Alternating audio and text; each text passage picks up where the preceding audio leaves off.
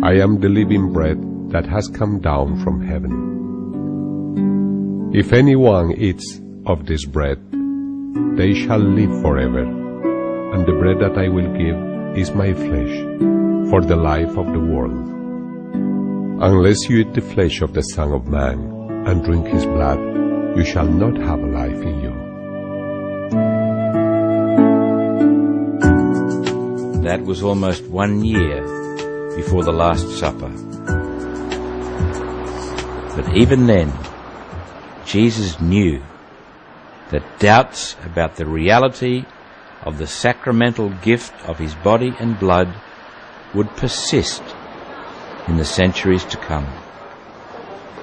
And so it would be that Jesus would intervene miraculously to endorse the truth of this sacrament. Here in Lanciano in Italy, in the 8th century, a priest who had doubts found that at the moment of consecration, the bread turned to flesh and the wine turned to blood. He immediately stopped the Mass, and that Mass never ended. That flesh and blood exists here today and has been on display for 1200 years. It has not been artificially preserved, it has not deteriorated. For that alone, science has no answer. In 1970, Italian professor Edoardo Linoli, an expert in pathology, carried out the initial examination of the relics.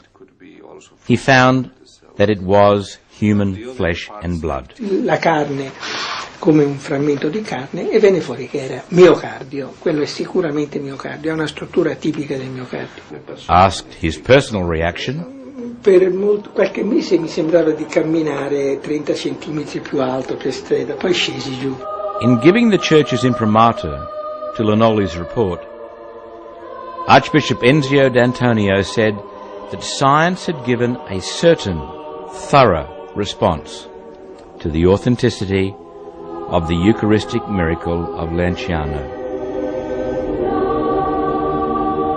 In South America in 1996, a priest found an abandoned communion host in his church after the Mass. He placed the host in water. Within days, a blood-like substance emerged and grew in quantity over some weeks. In 1999, permission was given by the Archdiocese for the substance to be scientifically examined. So far, it has been found to contain human DNA and to have evidence of flesh and blood. A sample was examined by noted forensic pathologist Dr. Robert Lawrence of the United States. Mixed in it are these white cells, these little dots that you see. If this material had been placed directly into water after it was taken off a body, I would expect these cells to be dissolved. If you put cells in water under such conditions, They would be expected to dissolve. how long? A few minutes to an hour or two at the most. So they were active, living white cells at the time they were collected.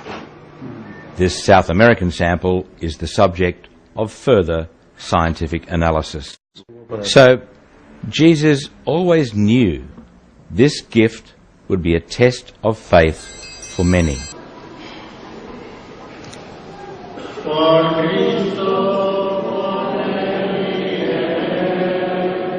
To his church and each member of it, he bequeathed not earthly wealth, but a legacy such as only God could make, the gift of his very own living self.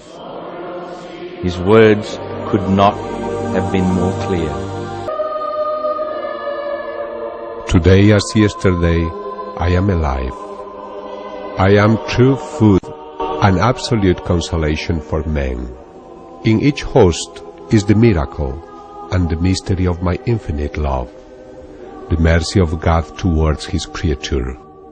Do not consider me like someone non-existent, or like a being who once existed, a hero of history, because I am who I am.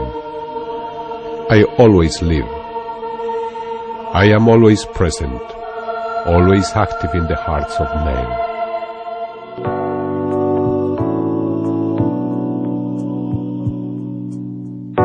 Do we not profane his divinity when we see the host as a mere symbol of Christ's body and not the reality of his presence?